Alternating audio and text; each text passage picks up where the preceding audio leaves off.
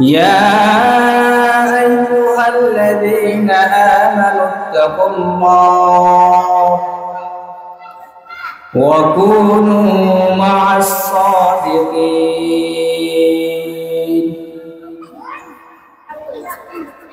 وقال الله تعالى في كلامه المجيد وفرقان الحميد. بسم الله الرحمن الرحيم.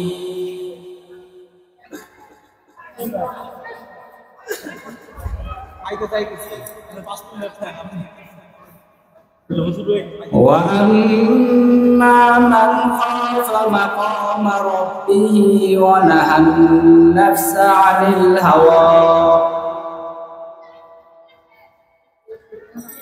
وقال النبي صلى الله عليه وسلم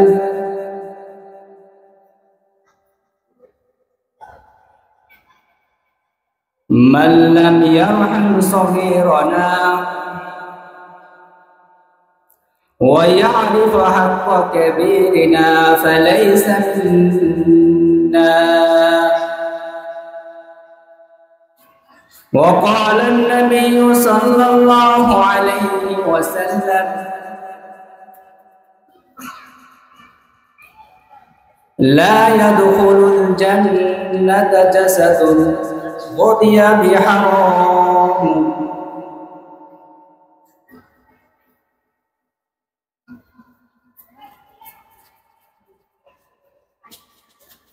আল্লাহ পাকের শুকর ও সুজুদ যে আল্লাহ রব্বুল আলামিন আমাদেরকে আল্লাহ তাআলার এক মহান হুকুম মাগরিবের 3 রাকাত ফরজ নামাজ আদায় করার তৌফিক দিয়েছেন। এইজন্য আল্লাহ তাআলার দরবারে শুকরিয়া আদায় করি আলহামদুলিল্লাহ। मेरे मोहतरम, अल्लाह तालार फजल करम जे अल्लाह रब्बुल आलमीन आमादेरके अल्लाह तालार बरत्व निये अल्लाह तालार बड़ाई बरत्व निये अल्लाह तालार বলে বরত্ব নিয়ে কিছু কথা বলার এবং শোনার তৌফিক দিয়েছেন। এজন্য সকলে আবার বলি আলহামদুলিল্লাহ।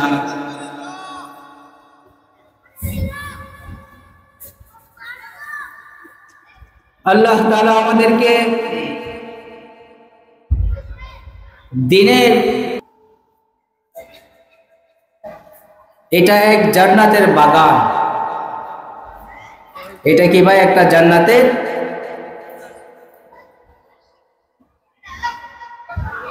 বলে জান্নাতের বাগানে আমি আল্লাহ তাআলার বরত্ব নিয়ে কিছু কথা বলার এবং শোনার জন্য আল্লাহ তাআলা আমাকে তৌফিক দিয়েছেন। বলে আল্লাহ তাআলার দ্বীনের মজমার বিষয়ে হাদিস শরীফের মধ্যে অনেক ফজিলত আসছে। হুজুর সাল্লাল্লাহু আলাইহি ওয়াসাল্লাম ইরশাদ করেন, যে মজমা একমাত্র আল্লাহ তাআলার উদ্দেশ্যে, একমাত্র রেজায়ে মাওলা আল্লাহ তাআলাকে রাজি খুশি করার জন্যই একত্রিত হয়, বলে ফেরেশতা এরকম ঘোষণা করে, কুমু মাগফুরাল লাকুম কদ বুদ্দিলাস সাইয়্যাতুকুম বিল হাসানাত। বলে ফেরেশতা এরকম ঘোষণা করে, ও মজলিস ওয়ালারা, তোমরা একমাত্র আল্লাহ তাআলাকে রাজি খুশি করার জন্যই দিনের আলোচনা শুনছো। বলে মজমা শেষ হওয়ার ওঠার সঙ্গে সঙ্গে ফেরেশতারা ঘোষণা করে কুমু মাগফুরান লাকুম, বলে আল্লাহ তাআলা আপনাদের সমস্ত গুনাহগাতা মাফ করে দিয়েছে। সুবহানাল্লাহ। কদ বুদ্দিলা সাইয়্যাতুকুম বিল হাসানাত, বলে আল্লাহ তাআলা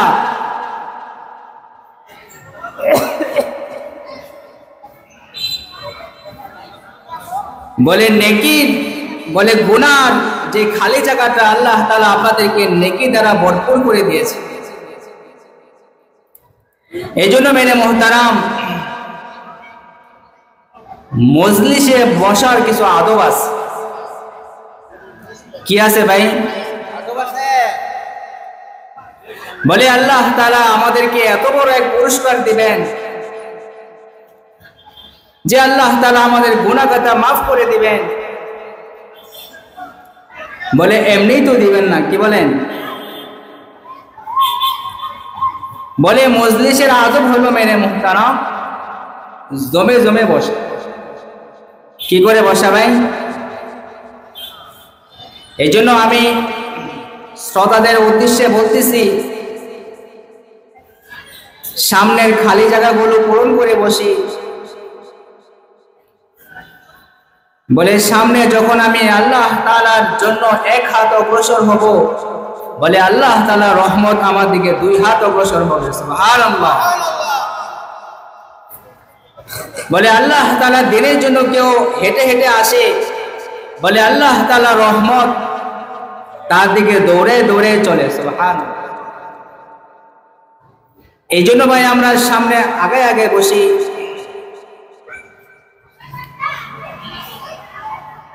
বলে দিনের এক একটা কথা শোনা এবং বলার দ্বারা হাদিসের মধ্যে আছে মান তাফাক্কারা সাআতান ফি খালকিল্লাহি খায়রুম মিন ইবাদাতি 60 সানা। মান তাফাক্কারা সাআতান ফি খালকিল্লাহি খায়রুম মিন ইবাদাতি 60 সানা। যে কোনো ব্যক্তি যে কোনো মজলিসে আল্লাহ তাআলার উদ্দেশ্যে আল্লাহ তাআলার সৃষ্টি জীব নিয়ে চিন্তা ফিকির করবে, আল্লাহ তাআলার বরত্ব নিয়ে আলোচনা করবে, খায়রুম মিন ইবাদাতি 60 সানা। বলে ঘরের মধ্যে 60-70 বছর ইবাদত করার চেয়েও উত্তম নেকি দেবে আল্লাহ তাআলা। সুবহানাল্লাহ। এই জন্য মেরে মুহতারাম, আমরা দিনের কথাগুলা আমলের নিয়তে শুনব। কিসের নিয়তে ভাই? বলে আমরা দিনের কথাগুলা দিলের কানে শুনব। কোন কানে ভাই? দিলের কানে শুনব। এর মানে বোঝা যায়, বলে কান কয়েক রকমের আছে। কান কি ভাই? কয়েক রকমের কি ভাই আছে। বলে এক হলো চর্ম কান, যে চর্ম কান দিয়ে চামড়ার কান দিয়ে আমি শুনতে পাই, মানুষের কথা বুঝতে পারি, বলে কে আমাকে ডাকছে এটা আমি শুনতে পাই। মেরে মোহতারাম আরেক কান হলো দিলের কান। কিসের কান ভাই? দিলের কানে শুনবো। বলে দিলের কানে শোনার দ্বারা আমার মধ্যে আমলের শখ পয়দা হবে। কি পয়দা হবে ভাই? আমলের শখ পয়দা হবে। বলে আমলের শখ কি? বলে আমলের শখ হইল, বলে আমি দিনের কথা শুনবো, এর উপর আমল করব, আল্লাহ তাআলা এই কথার মধ্যে আমাকে হেদায়েত দান করবেন। এই জন্য মেরে মুহতারাম আল্লাহ তাআলা কোরআনের মধ্যে বলেন ফাযাক্কির ফাইন্নায যিকরা তানফাউল মুমিনিন। ফাযাক্কির ফাইন্নায যিকরা তানফাউল মুমিনিন। হে নবী, আপনি মুসলমানদের সাথে, মুমিনদের সাথে আলোচনা করেন। কি করেন ভাই? আলোচনা করেন। ফাইন্না যিকরা তানফাউল মুমিনিন, বলে এই আলোচনা মুমিনদের ফায়দা হবে। কি হবে ভাই? ফায়দা হবে, লাভ হবে। কি ফায়দা? বলে আলোচনার দ্বারা বিবেচনা আসবে। আলোচনার দ্বারা কি আসবে ভাই? বিবেচনা। বলে বিবেচনা আসলে আমি কোন কাজ করব এটা এক সিদ্ধান্তে আমি পৌঁছতে পারব। এই জন্য মেরে মুহতারাম, আল্লাহ তাআলা আমাদেরকে আল্লাহ তাআলার হুকুম পুরা করার পরে দিনের কথা শোনার জন্য তৌফিক দিয়েছেন। এই জন্য আবার বলি আলহামদুলিল্লাহ। আমি আপনাদের সামনে কিছু গুরুত্বপূর্ণ আলোচনা করার জন্য চেষ্টা করব ইনশাআল্লাহ। যেহেতু আমাদের কাহিনা উত্তরপাড়া ইমাম মাহদী আলাইহিস সালাতু ওয়াস সালাম মাদ্রাসা, এখানে অধিকাংশ ছাত্র ছাত্রী শিশু এবং কিশোর, শিশু এবং কি কিশোর, ছোট বাচ্চা। প্রায় 80% উপরে এরকম শিশু এবং কিশোর আমাদের মাদ্রাসায় পড়াশোনা করে। কত পার্সেন্ট ভাই? প্রায় 80% উপরে। এই জন্য মেরে মুহতারাম, শিশু কিশোরদের জীবন আমরা কিভাবে গড়ব,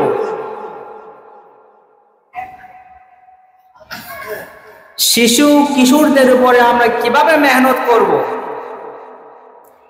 কিভাবে তাদের উপর আমরা দায়িত্ব পালন করব, কিভাবে তাদের পিছনে মেহনত করলে একটা শিশু, একটা কিশোর, একটা বালক, একটা বালিকা কিভাবে আল্লাহ তাআলার সাথে সম্পর্ক হতে পারে, কিভাবে তাদের পিছনে মেহনত করলে তারা হক্কানি আলেম, তারা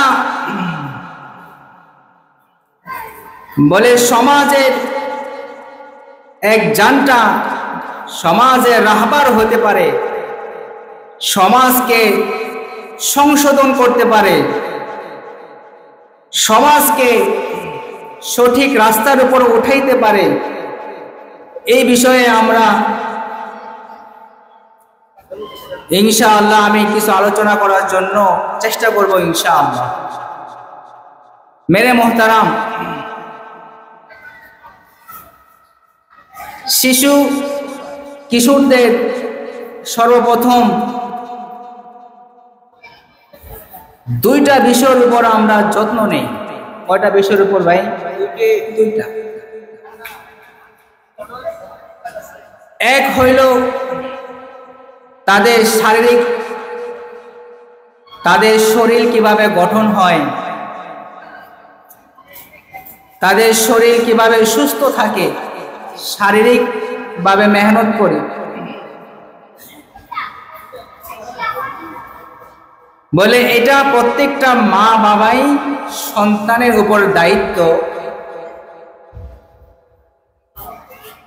তারা প্রত্যেকটা শিশু কিশোরদের শারীরিক যত্ন নেওয়া। কি বলেন? দ্বিতীয় পর্যায়ে যেটা মেহনত, সেটা হলো মানসিক পরিচর্যা। মানসিক পরিচর্যা এক হইল শারীরিক পরিচর্যা, আরেক হইল মানসিক পরিচর্যা। মেরে মুহতারাম, মানসিক পরিচর্যার জন্য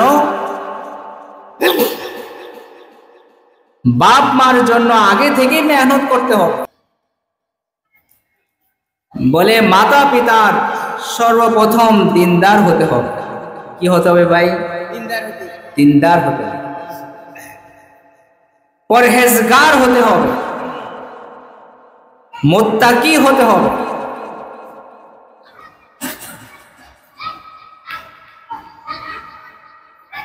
এই জন্য মানসিক পরিচর্যার জন্য বলে মাতা পিতার উপর সর্বপ্রথম যে দায়িত্ব সেটা হইল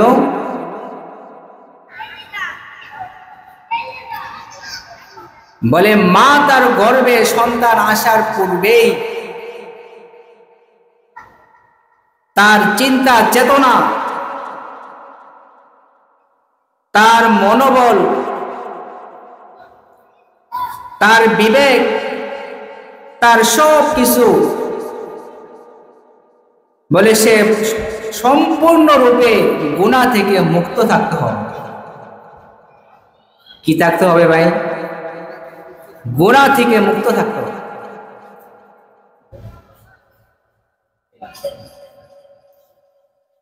বলে মা আর বাবা সন্তান নামক গাছের মূল জিনিস। মাতা পিতার বৃক্ষের ফল হইল সন্তান। মাতা পিতা বৃক্ষের ফল কি ভাই? সন্তান। কি ভাই? সন্তান। যদি সন্তান ভালো হতে চায়, সন্তান পরহেজগার হতে পারে চায়, সন্তান আল্লাহ তাআলার খাস বান্দা হতে চায়, সর্বপ্রথম মাতা পিতার মেহনত, মাতা পিতার চেষ্টাকে আল্লাহ তাআলার হুকুমের উপর আনতে হবে। এজন্য হাকিমুল উম্মত হযরত মাওলানা আশরাফ আলী থানভী রহমতুল্লাহি আলাইহি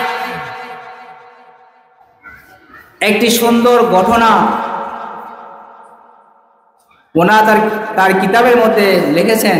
সেটা হইল নতুন দাম্পত্য জীবনের প্রথম দিন থেকে স্বামী স্ত্রী চিন্তা করলো যে আমরা এরকম ভাবে চলবো, এরকম ভাবে মেহনত করব, এরকম ভাবে চলাফেরা করব যেন আমাদের মধ্যে কোনো পাপ না, যেন আমাদের মধ্যে কি না হয়। ভাই ভাই আমার কথা বুঝতেছেন? বলে প্রথম দিন থেকেই তারা মেহনত করতেছে কিভাবে আমাদের সন্তান ভালো হয়।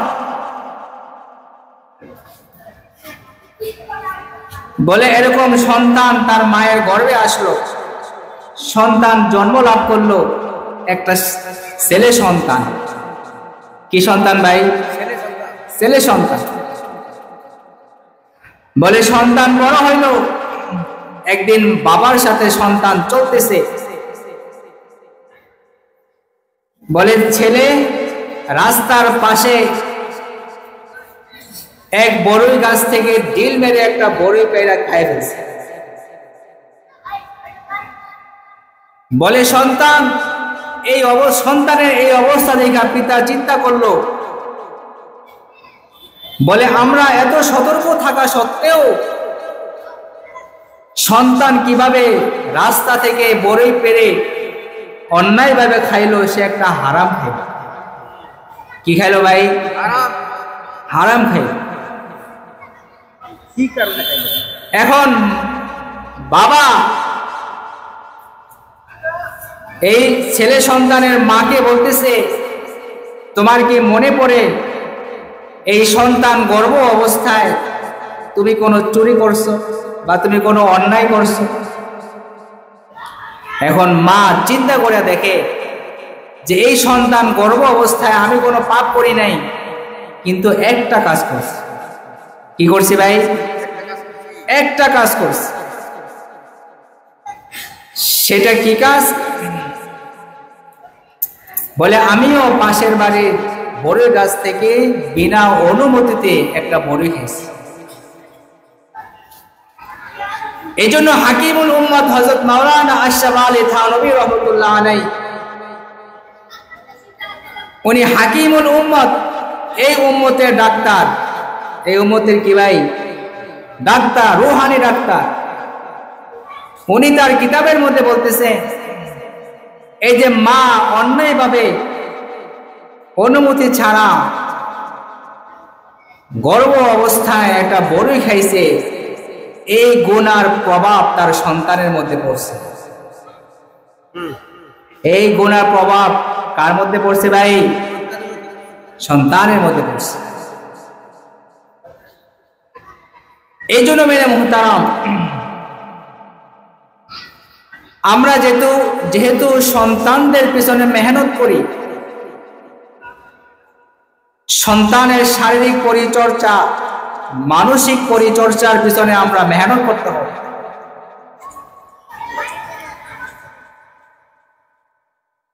বলে সন্তানদের জীবন, শিশু কিশোরদের জীবন পরিশুদ্ধ হওয়ার জন্য, তাদের জীবন সুন্দর হওয়ার জন্য আরেকটা কারণ হইল মেরে মুহতারাম, বাপ মার কামাই হালাল হওয়া। মাতা পিতার কামাই কি হওয়া ভাই? এই জন্য আল্লাহ তাআলা কোরআনের মধ্যে বলেন, ইয়া আইয়ুহার রাসূলু কুলু মিনাত তাইয়্যিবাতি ওয়া আমালু সালিহান, ইয়া আইয়ুহার রাসূলু কুলু মিনাত তাইয়্যিবাতি ওয়া আমালু সালিহান। হে রাসূলগণ, কুলু মিনাত তাইয়্যিবাতি ওয়া আমালু সালিহান। হে রাসূলগণ, সর্বপ্রথম আপনাদের কাজ হইল কুলু মিনাত তাইয়্যিবা, বলে আপনারা হালাল রিজিক ভক্ষণ করেন। কোন রিজিক ভাই? ওয়া আমালু সালিহান, তারপরে নেক আমল করেন। তারপরে কি করেন ভাই? নেক আমল করেন।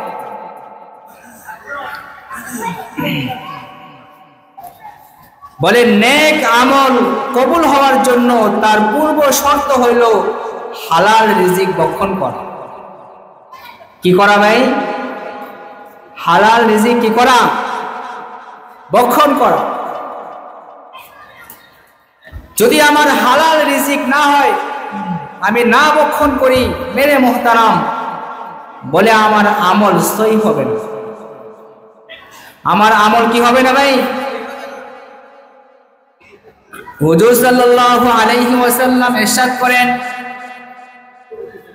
লা ইয়াদখুলুল জান্নাতা জাসাদুন গুদিয়া বিহারাম, লা ইয়াদখুলুল জান্নাতা জাসাদুন গুদিয়া বিহারাম। ওই শরীর কখনো জান্নাতে যাইতে পারবে না।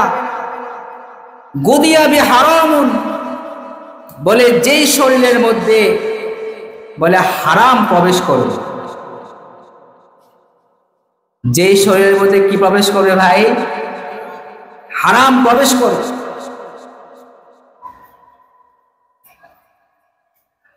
বলে হারাম খাবার ভক্ষণের দ্বারা, হারাম কামাই কারবার করার দ্বারা আমি যতই আমল করি, যতবারই হজ করি, যত দান খয়রাত করি, যত নামাজ পড়ি, কোনো আমলই আমার কবুল হবে না। বলে নাউজুবিল্লাহ।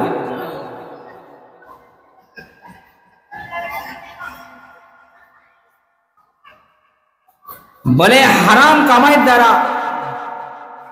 বলে রক্ত মাংস তৈরি হয়। হারাম যদি আমি ভক্ষণ করি খাবারের সাথে, বলে খাবারের দ্বারা রক্ত মাংস তৈরি হবে, শরীর বাড়বে।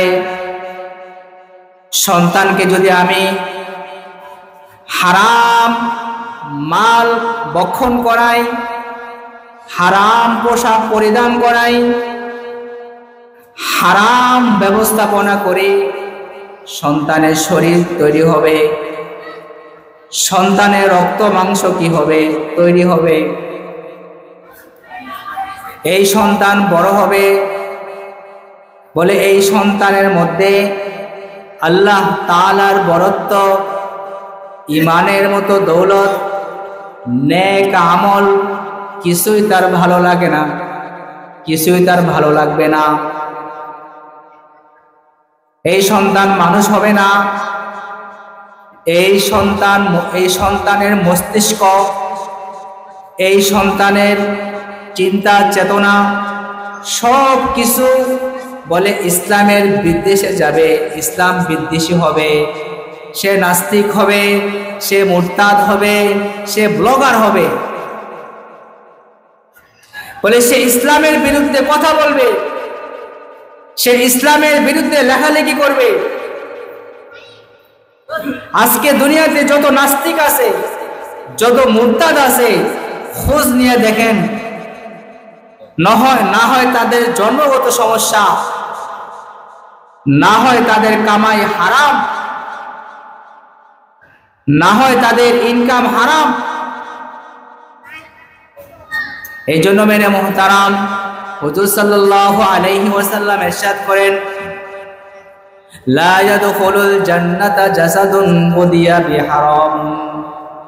ওই শরীর জান্নাতে যাবে না যেই শরীরের মধ্যে হারাম মিশ্রণ আছে। যেই শরীরের মধ্যে কি আছে ভাই? হারাম মিশ্রণ আছে। হযরত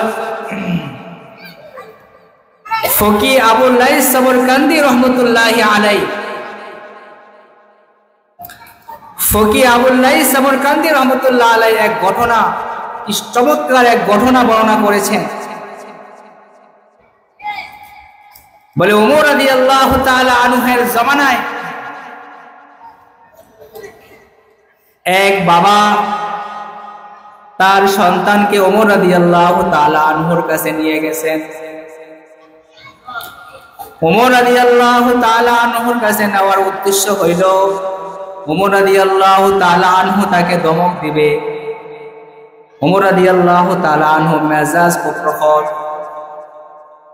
বাবা মনে করছে সন্তানকে ওমর রাদিয়াল্লাহু তাআলা আনহুর কাছে নিলে ওমর রাদিয়াল্লাহু তাআলা আনহু তাকে শাসন করবে।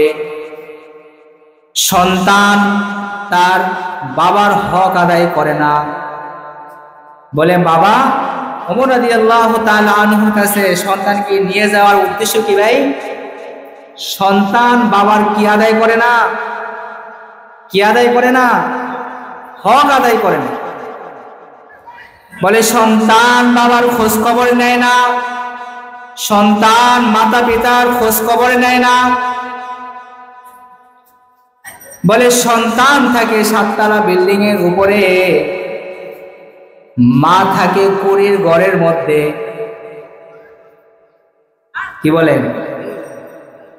সন্তান কি বাপ্পার খোঁজ খবর নিল? এটা ওমর রাদিয়াল্লাহু তাআলা আনহু তো সাধারণ বিচারক না। তিনি বাবার কথা শুনে না সন্তানকেও জিজ্ঞাসা করলেন, তুমি কি তোমার বাপ মার হক আদায় করো না? ওমর রাদিয়াল্লাহু তাআলা আনহুর এই কথা শুনে না সন্তানের সাহস বাড়ছে। সন্তান বলতেছে, হে আমিরুল মুমিনিন, হে মুমিনদের সরদার, হে মুমিনদের আমিরুল মুমিনিন, সন্তানের উপরেও কি বাপ মার কোনো হক আছে কিনা? এটা তো আপনি বললেন। বাপ মার উপরেও কি সন্তানের কোনো হক আছে কিনা সেটা বলেন। কি বলেন? বাপ মার উপরেও কি সন্তানের উপরে কোনো হক আছে কিনা? তো আমিরুল মুমিনিন হযরত ওমর রাদিয়াল্লাহু তাআলা আনহু প্রসিদ্ধ 3টা হকের কথা বলছেন। কয়টা ভাই? 1 নম্বরে আইয়াস্তানজিবা উম্মাহু, বাবা তার সন্তানের উপরে সর্বপ্রথম হক হইল তার জন্য একটা ভালো মায়ের ব্যবস্থা করবে। আইয়াস্তানজিবা উম্মাহু, বাবার 1 নাম্বার সন্তানের উপর হক হইল তার জন্য কিসের ব্যবস্থা করবে ভাই? ভালো মায়ের ব্যবস্থা করবে।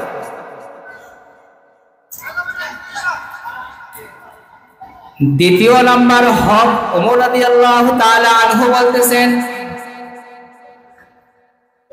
আইয়ুহসিনা ইসমাহু, সন্তানের জন্য একটা ভালো নাম রাখবে।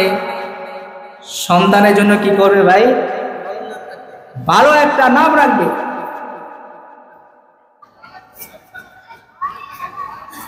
ওয়ায়ুআল্লিমুহুমুল কুরআনা,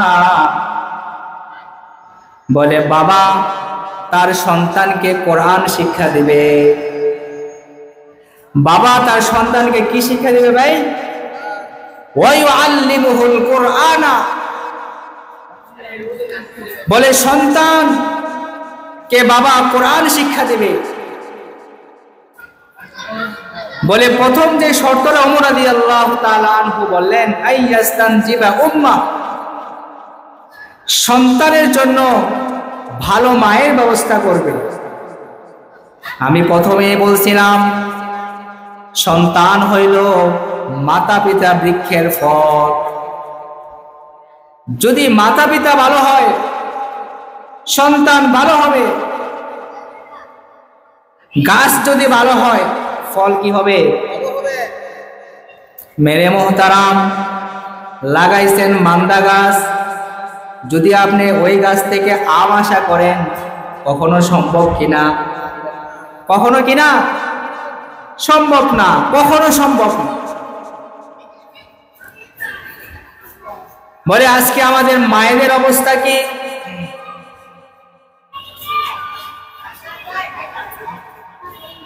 বলে রাস্তার পাশে এক ছোট বাচ্চা কান্না করতেছে, বলে ওই রাস্তা দিয়ে এক বুজুর্গ যাইতেছে। বুজুর্গ ওই বাচ্চার কান্নার কারণ জিজ্ঞাসা করতেছে, বাবা তুমি কাঁদো কেন? বলে সন্তান বলতেছে আমি কোরআনের মধ্যে পড়েছি ইয়া আইয়ুহাল্লাযীনা আমানু কু আনফুসাকুম ওয়া আহলিকুম নারা ওয়াকুদুহান নাস ওয়াল হিজারা, ইয়া আইয়ুহাল্লাযীনা আমানু কু আনফুসাকুম ওয়া আহলিকুম নারা ওয়াকুদুহান নাস ওয়াল হিজারা। বলে আমি কোরআনের মধ্যে পড়েছি, বলে হে ঈমানদাররা, বলে তোমরা জাহান্নামের আগুন থেকে বাঁচো। ওয়াকুদুহান নাস ওয়াল হিজারা, আর জাহান্নামের ইন্ধন হবে। জাহান্নামের কি হবে ভাই? ইন্ধন। ইন্ধন মানে লাকড়ি, মানুষ এবং পাথর, মানুষ এবং। বলে আমি সকালবেলা ঘুম থেকে উঠে দেখি আমার মা চুলা জ্বালানোর জন্য ছোট ছোট লাকড়ি দিয়া চুলাকে জ্বালাইতেছে। চুলা যখন ধরে গেল তখন বড় বড় লাকড়ি দিন দিল। বলে আমি চিন্তা করতেছি আমি যদি এখন মৃত্যুবরণ করি, যেহেতু আল্লাহ তাআলা বলেছেন ওয়াকুদুহান নাস ওয়াল হিজারা, মানুষকে এবং পাথরকে জাহান্নামের লাকড়ি বানানো হবে, না জানি আল্লাহ তাআলা আমাদেরকে দিয়া বলে জাহান্নামকে শুরু করে, জাহান্নামের আগুনকে শুরু করে তারপরে বড় বড় মানুষদেরকে জাহান্নামে নিক্ষেপ। মেরে মোহতারাম, ছোট বাচ্চার মধ্যে বলে দিনের কি স্পৃহা, জাহান্নামের কি ভয় তার অন্তরের মধ্যে আছে। বলে এই শিক্ষা কই থেকে পাইলো ভাই? এই শিক্ষা কই থেকে পাইলো? বলে তাদের ঘরের মধ্যে তালিম হয়, তাদের ঘরের মধ্যে দিন শিক্ষা দান করা হয়, কোরআন শিখানো হয়।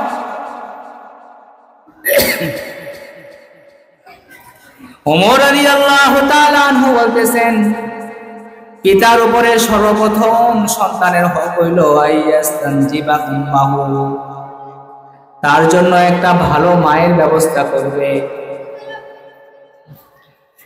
ভালো মা আমি কোথা থেকে পাবো? এই জন্য উলামা ইকরাম বলেন, বিয়ে করার জন্য সর্বপ্রথম শর্ত হইল আগে দিনদারি দেখা। কি দেখা ভাই? দিনদারি।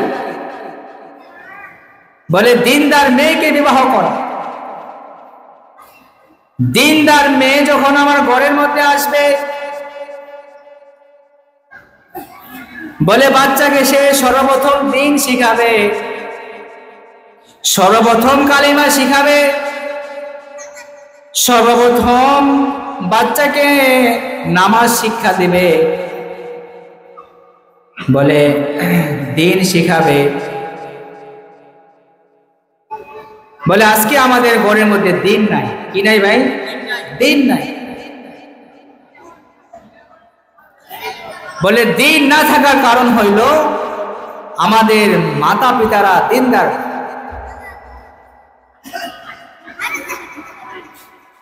পাকিস্তানের এক ডাকাতকে ফাঁসির রায় হইল। কি হইল ভাই? কাকে ভাই? ডাকাতকে। বলে ডাকাত শুধু চুরি করে না, ডাকাত মানুষের ধন সম্পদ লুট করে মানুষকে হত্যা পর্যন্ত করে ফেলে। ওই ডাকাতকে বলে জেলখানার মধ্যে সর্বপ্রথম যদি মানুষকে ফাঁসির আসামি হয়, তাকে বলা হয় যে আপনার শেষ ইচ্ছা কি? আপনার কি কি ভাই? শেষ ইচ্ছা কি? বলে ওই ডাকাত বলতেছে, আমার শেষ ইচ্ছা হইল আমার মার সাথে আমি সাক্ষাৎ করব, আমার মার কাছে আমার কিছু কথা আছে, আমার মার সাথে আমি সাক্ষাৎ করব।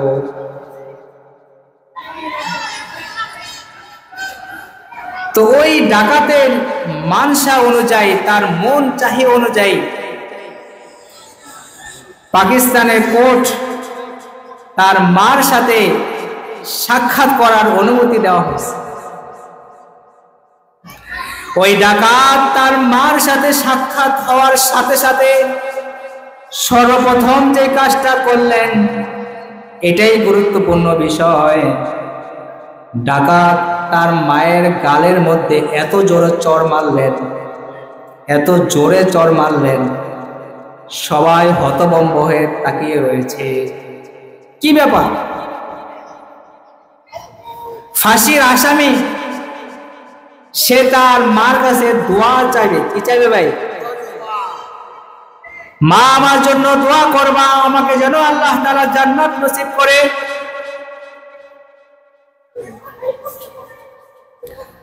এটা না কইরা ডাকাত তার মায়ের গালের মধ্যে চড় বসিয়ে দিল।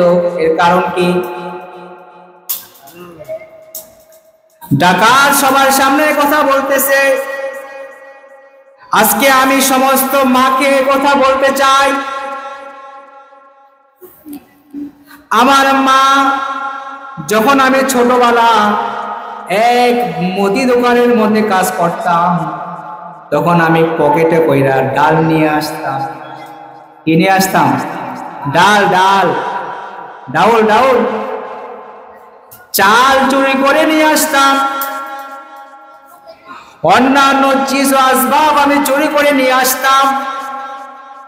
আমার মা আমাকে নিষেধ না করে ওই ডাল ওই চাল সুন্দর করে রান্না করত আর আমাকে খাওয়াইতো, সেও খাইতো। ওইখান থেকে আমার অভ্যাস হইতে হইতে চুরি করতে করতে এক পর্যায়ে আমি ডাকাত হয়ে গেলাম।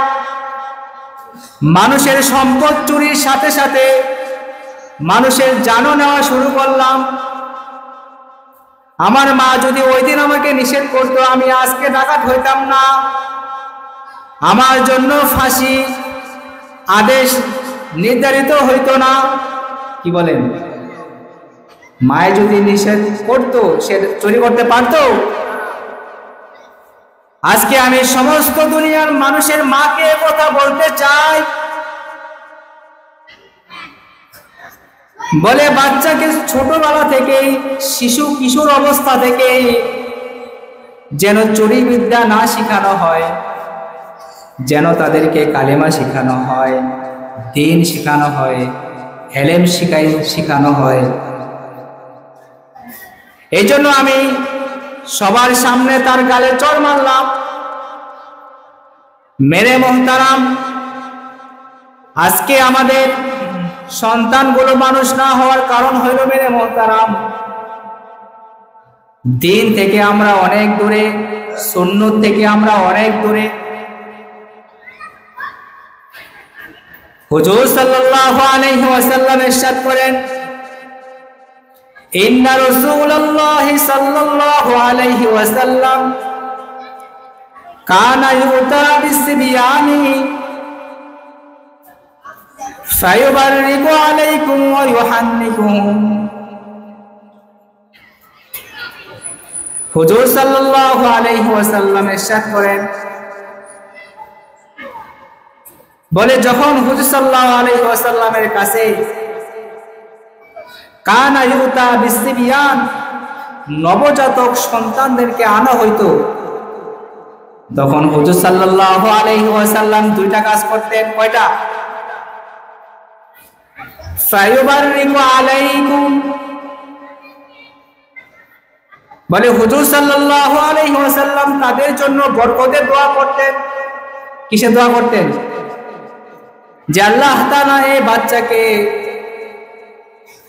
তার হায়াতটাকে বাড়ায় দেখ, বারাকাল্লাহু ফি হায়াতিক ওয়া উমরিক, আল্লাহ তাআলা তার বয়সকে বাড়ায় দেখ, তার জীবনটাকে বরকতময় করুক।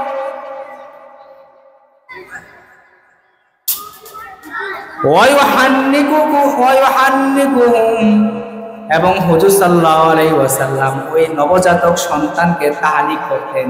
কি করতেন ভাই? তাহনিক। তাহনিক করা সুন্নাত। তাহনিক করা কি? ফায়ুহান্নিকুকুম, বলে হুজুর সাল্লাল্লাহু আলাইহি ওয়াসাল্লাম তাদেরকে তাহনিক করতেন। তাহনিক কি জিনিস? তাহনিক করা যে সুন্নাত, এটা 100-র মধ্যে 99% মানুষে জানে। কি বলেন? জানে? যখন ছোট বাচ্চা ভূমিষ্ঠ হয়, তাহনিকটা হইল, ছোট বাচ্চা যখন ভূমিষ্ঠ হয় তখন মহল্লার ভিতরে সবচেয়ে যারা বুজুর্গ ব্যক্তি, তাদের মুখ থেকে কিছু খাবার ওই সন্তানের জিহ্বার মধ্যে বসা দেওয়া, এটাকে বলা হয় তাহনিক। এটাকে বলা কি হয় কি ভাই? এটাকে কি বলা হয়? তাহনিক। এটাকে কি বলা হয়? তাহনিক। আজকে আমাদের সমাজে এগুলা নাই। গান বাজনা, হারাম, অশ্লীলতা, বেহায়াপনা ছড়ায় গেছে। এই জন্য সন্তান, শিশু কিশোর শুরু থেকেই নির্লজ্জ হয়।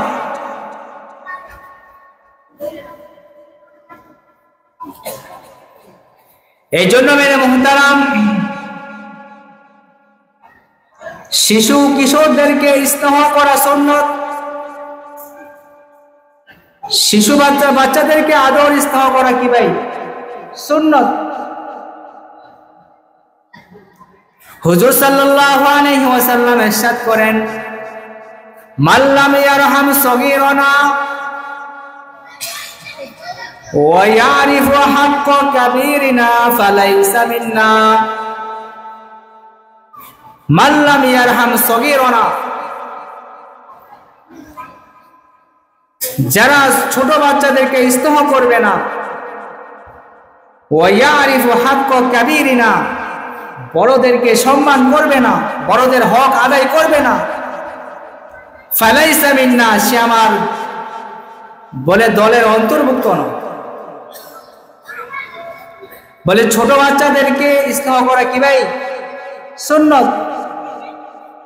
একবার হুজুর সাল্লাল্লাহু আলাইহি ওয়াসাল্লাম খুতবা দিতেছেন,